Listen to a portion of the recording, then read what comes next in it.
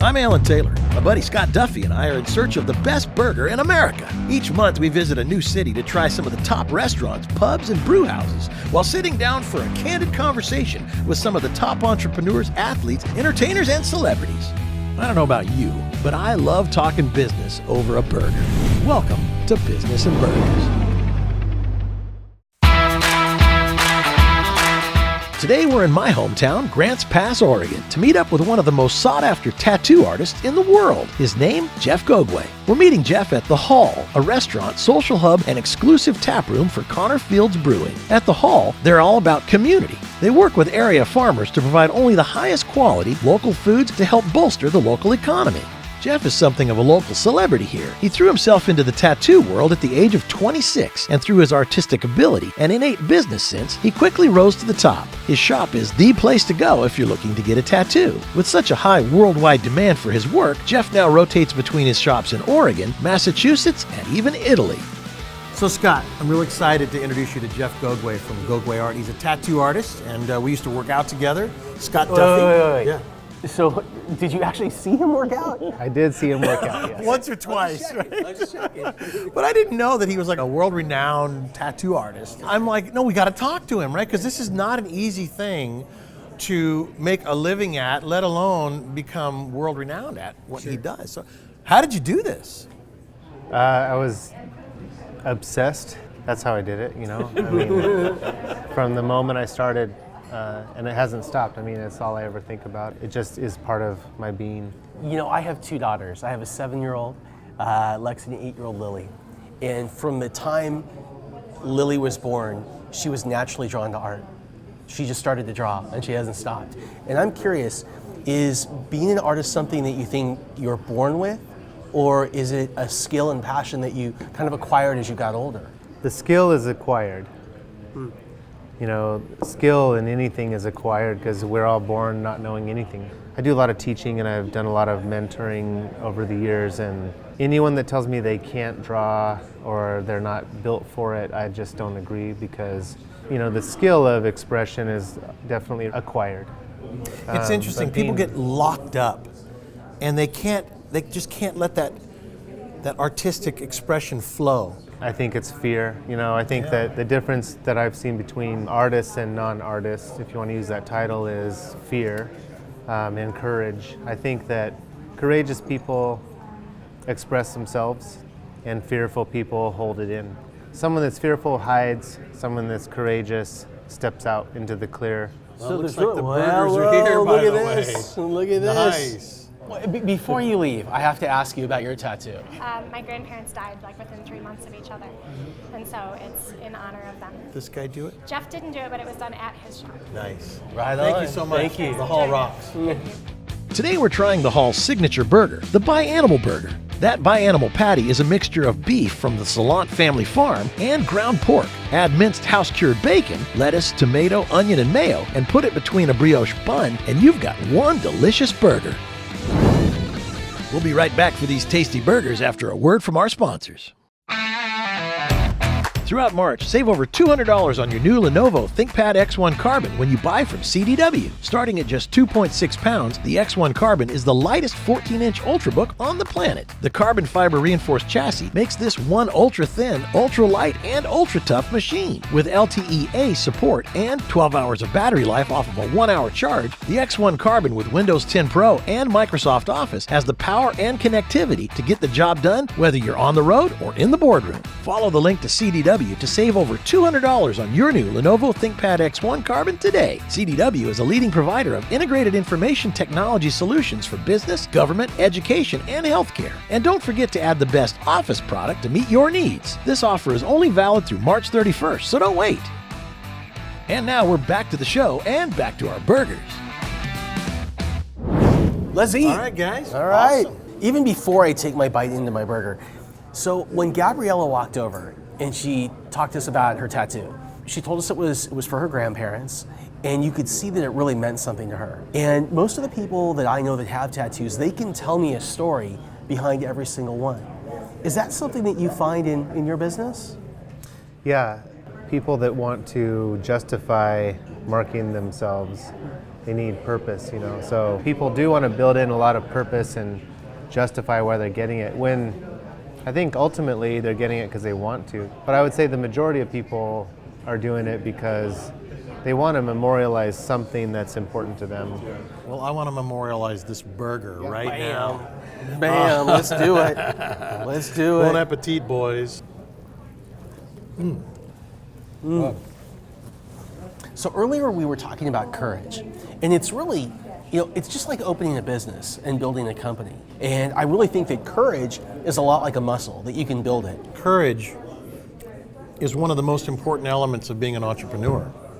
Because if you don't take that first step into the unknown, and even if you do your homework, there's still so many elements of unknown in being an entrepreneur and being in business. What was your first step into becoming a professional tattoo artist? I was raised by a single mom. We were on government subsidies. We had welfare and food stamps, which I was embarrassed of as a kid. And I ended up getting a work permit when I was 13. And I started working as a dishwasher at a hotel. And I was making $3.25 an hour. And I remember feeling like things were being dictated to me and that I was limited because of my circumstances. Right. To answer your question, it's like that's where the courage started. Was I wanted to steer my own ship. Buy your freedom. Yeah. Right. What was the biggest challenge that you had when you were trying to get yourself started and break out on your own?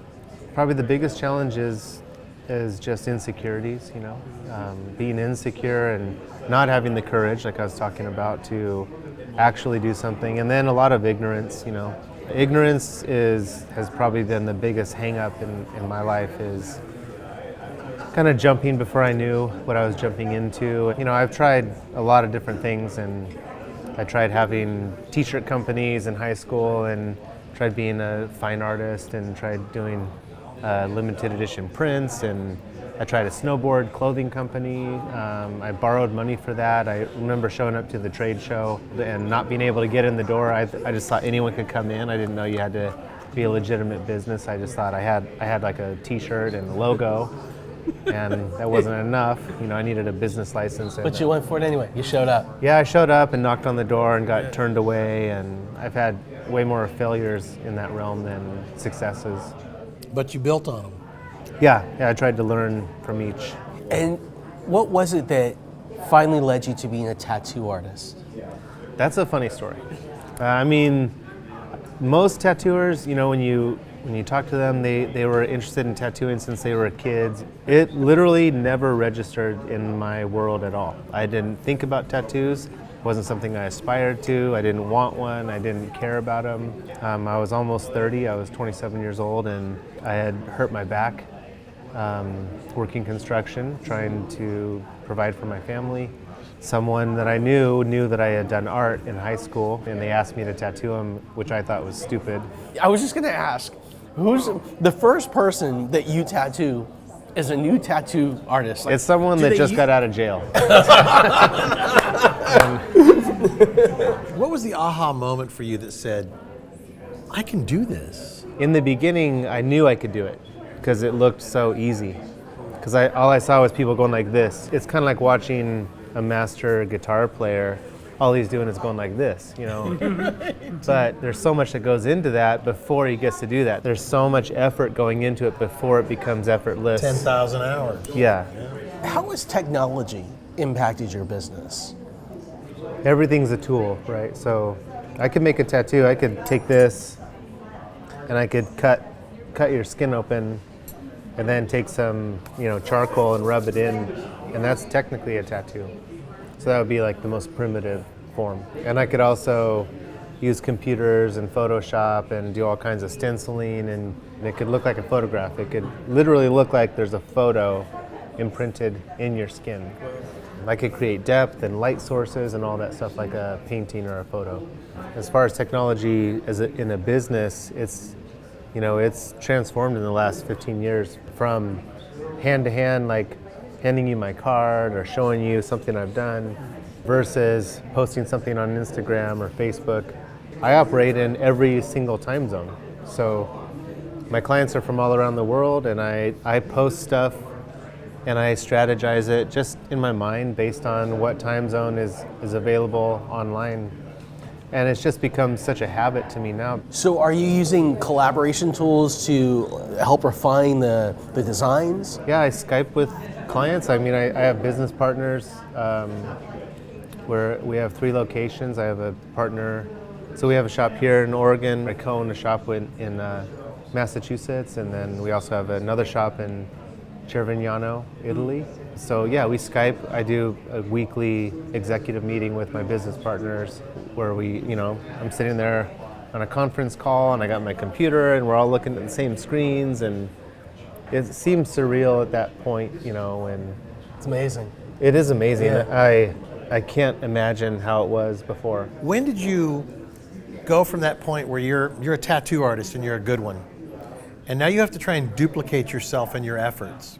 Now you're an entrepreneur. You're not just an artist. You're going to be an artist that is an entrepreneur that is going to try and clone himself or duplicate the art, the efforts, the experience, the journey. Yeah. What was that like? Well, I had to realize where I fell short, and I realized that as an artist, I might be good at drawing a picture or doing a tattoo, but trying to be good at that and be good at, paying all my bills and be good at marketing and all that stuff, it's like I spread myself too thin.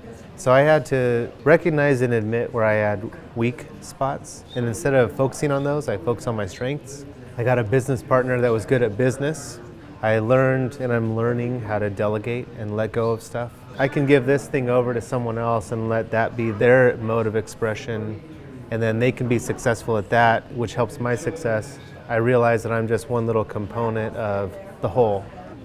My advice is just that, it is that no one person can do it all. You're just one part, but you are also an integral part of the whole. To me, that's just a very profound realization, to realize that, yeah, I'm not everything, but I am part of everything.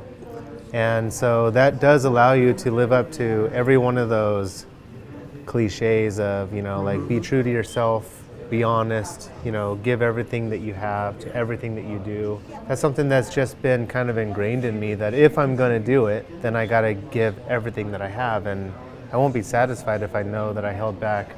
And usually you hold back based out of fear. It always comes down to that. It's like, why didn't I give everything that I have? Why didn't I let go? It's because I was afraid.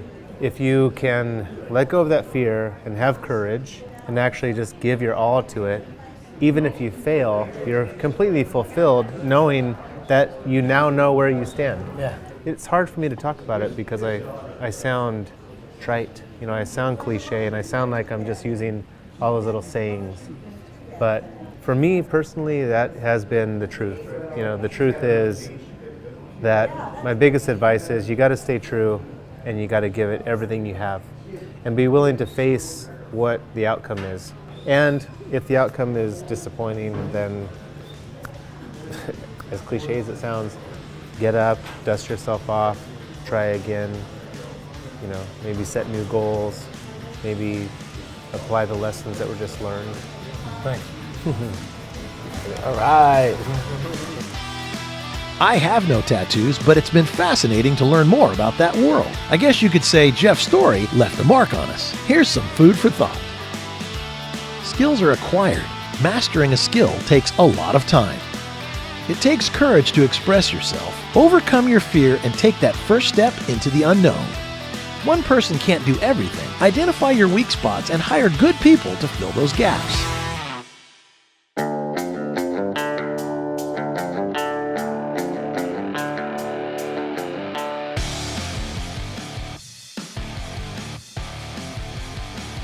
Check out more episodes of Business and Burgers and our B&B blog at our website, businessandburgers.com. And don't forget, visit Business and Burgers on Facebook and give us a big thumbs up. We'll see you next time, right here on Business and Burgers.